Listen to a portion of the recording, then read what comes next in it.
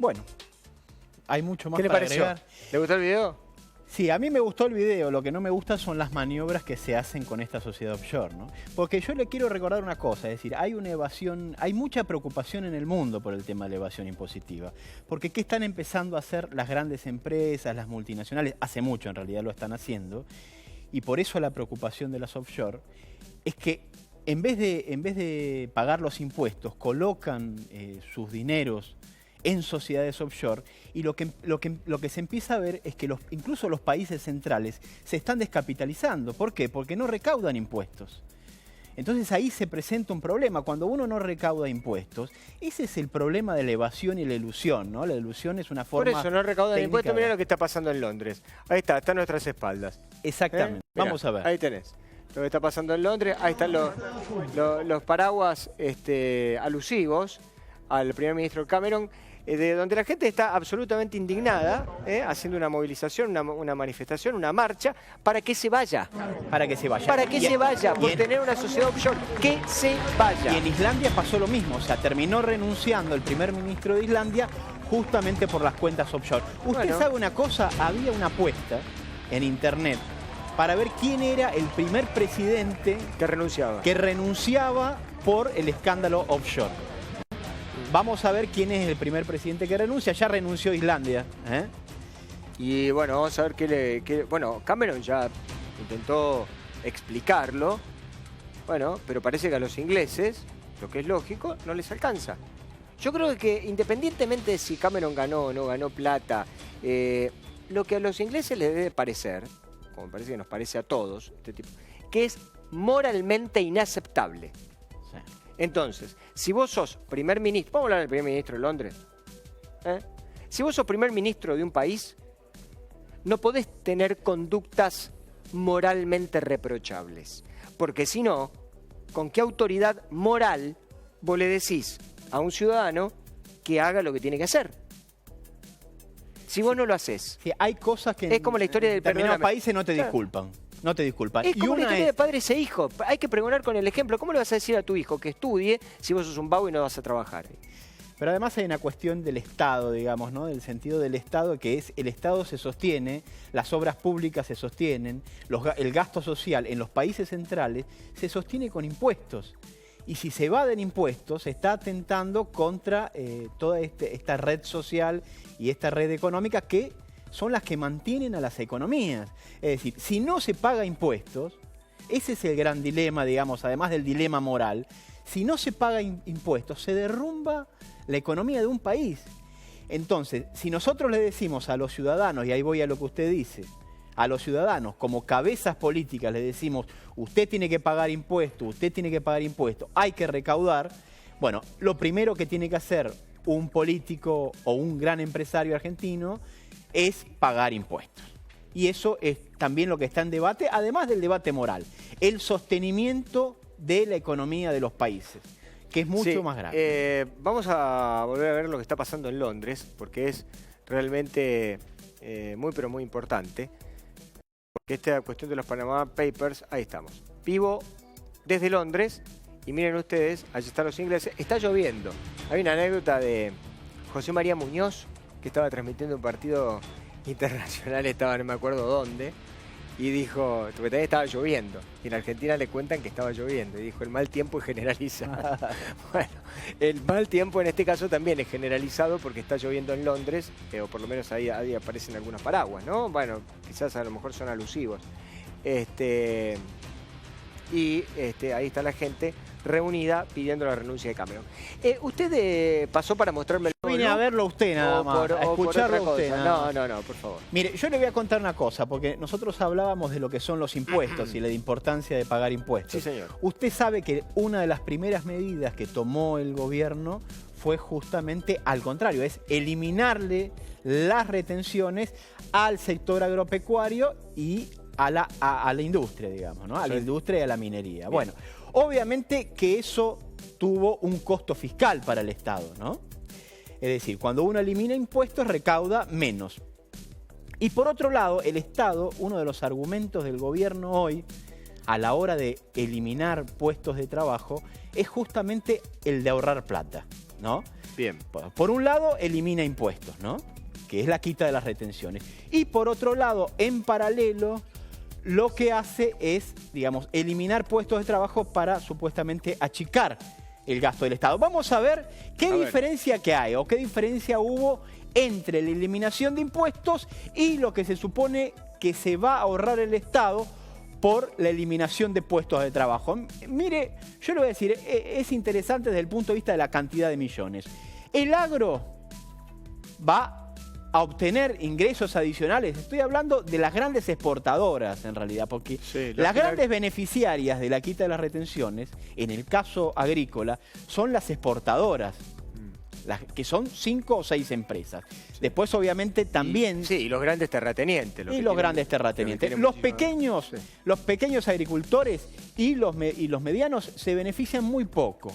Mire lo que se ahorran, 18.968 millones, tomando datos del 2014, es plata que no le va a entrar al Estado y que le van a entrar a las exportadoras, a los grandes productores de soja. En el caso de la soja hubo una reducción de las retenciones, pero después se eliminaron todas. Desde el trigo hasta los productos orgánicos se eliminaron todas las retenciones. Bien. Esto es lo que deja de recaudar el Estado. Casi 19.000 millones de pesos. En el caso de la industria y la minería... Otros 19. Otros 19.000 millones. Sí, muy cuestionado el gobierno fundamentalmente por esta cuestión de las retenciones a la minería. Muchos dijeron no había ninguna necesidad de sacar las retenciones a las mineras. No había ninguna necesidad porque es uno de los sectores que más plata gana y uno de los sectores más beneficiados y aparte desde el punto de vista impositivo. Sí, y aparte dicen que las mineras, y esto no fue desmentido por las mineras, no dejan la plata acá. No dejan la plata acá. No, las mineras no dejan la plata acá, pero tampoco la dejan las grandes exportadoras. Bueno. Son todas multinacionales, ¿no? Claro. O sea, y ese es un problema que está teniendo la Argentina hace unos años y que se va a agudizar ahora, que es justamente, usted sale a pedir plata al exterior a una tasa muy alta para conseguir dólares, y en paralelo lo que tiene es que estas empresas por la otra puerta le sacan los dólares del país. Entonces, ahí hay toda una discusión, todo un debate. Menor recaudación de impuestos por la quita de las retenciones al agro, a la industria y a la minería, 37.969 millones de pesos, que son 38.000 millones de pesos. Wow. Esto es lo que deja de recaudar el Estado, tomando datos del 2014, actualizados quizás sean más todavía. Tomando datos del 40.000 palos. 40.000 millones. Dejó de recaudar. Esto dejó de recaudar el Estado para ayudar a determinados sectores.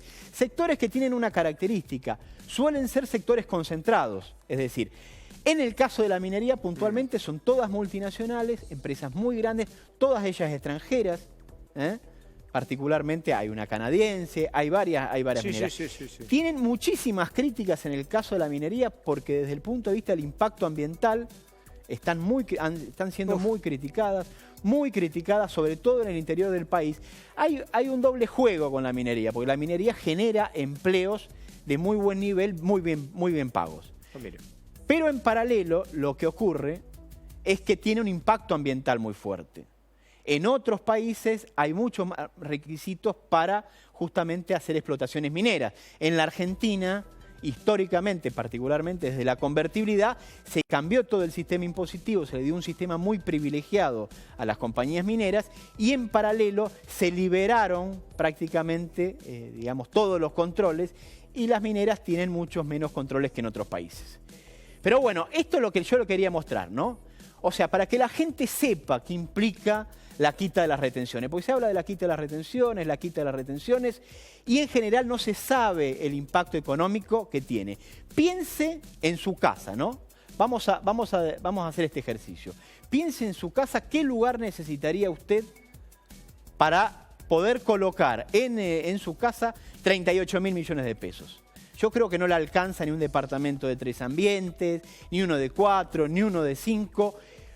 Pero además es un problema, porque cuando usted recauda menos, ¿qué es lo que ocurre como contrapartida? Y bueno, tiene menos planes sociales. Fíjese que en la provincia de Buenos Aires están recortando los planes sociales un 40%, por ejemplo.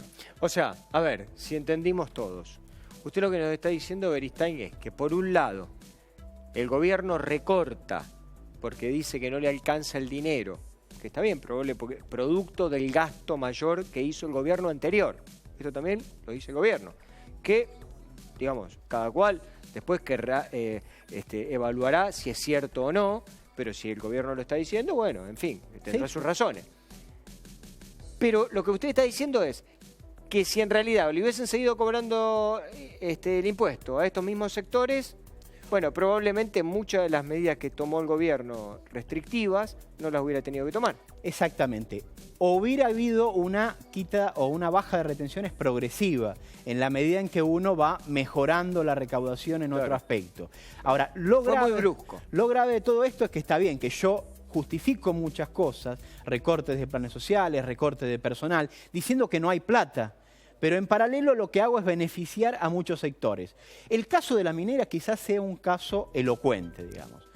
Estamos hablando de empresas muy concentradas, con enormes ventajas impositivas, con enormes ingresos, empresas que sacan su dinero del país, porque obviamente lo que recaudan, o sea, los ingresos que tienen los transforman en dólares y esos dólares los sacan del país. Y esto solo de los despidos. Y esta es la contracara, ¿no? Porque, digamos, una de las razones que supuestamente argumenta el gobierno para justificar los despidos es la reducción, es decir, la reducción de costos. Claro. Es decir, tenemos muchos gastos, tenemos que reducir gastos, entonces el argumento es, yo rebajo digamos, gente personal en el Estado y con eso me ahorro un dinero. Esto tiene dos caras.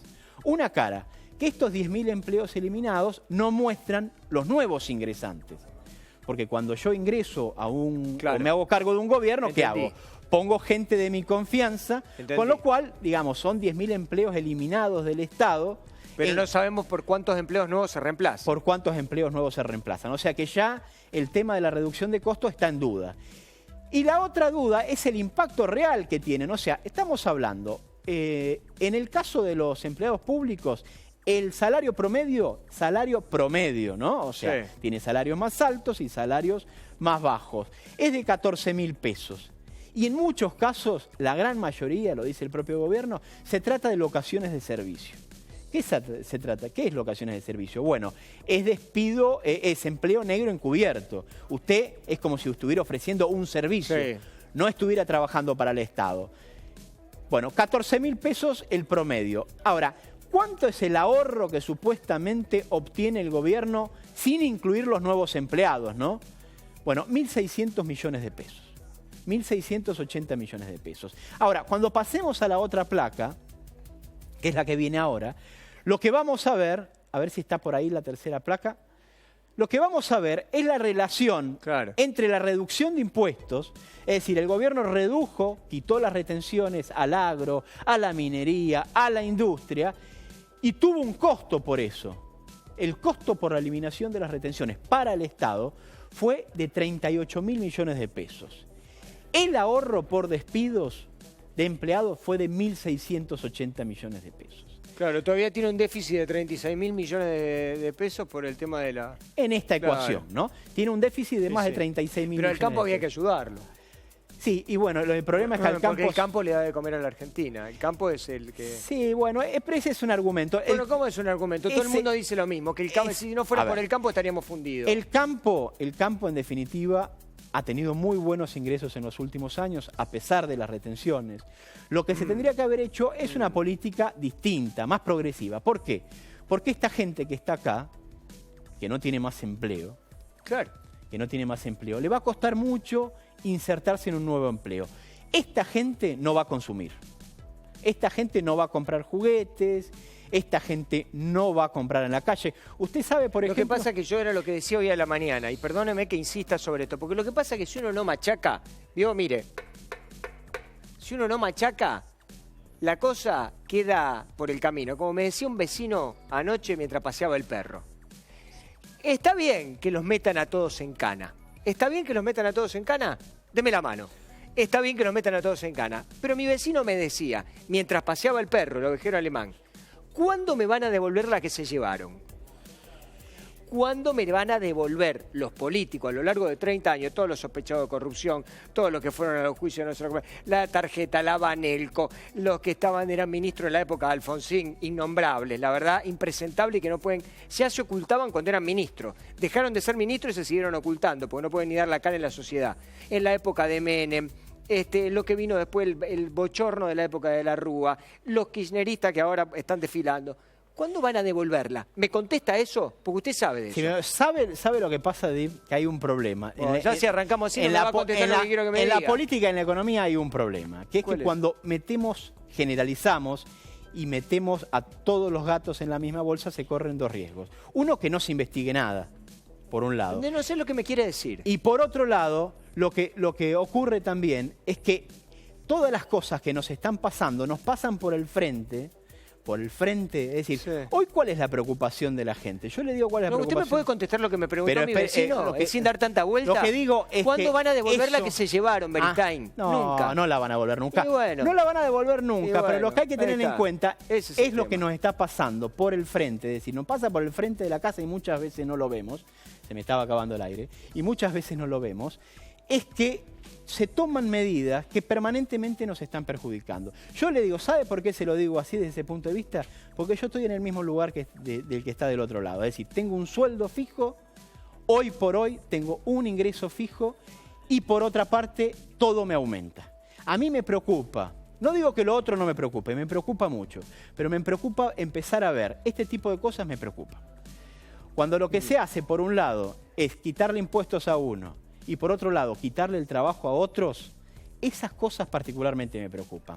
Porque, ¿sabe? Hay un problema también en todo esto, que el aumento del desempleo, que para la gente que no está despedida, que tiene la suerte de tener trabajo, y me parece muy bien, va a impactar en el que tiene trabajo. Y va a impactar de una forma muy clara.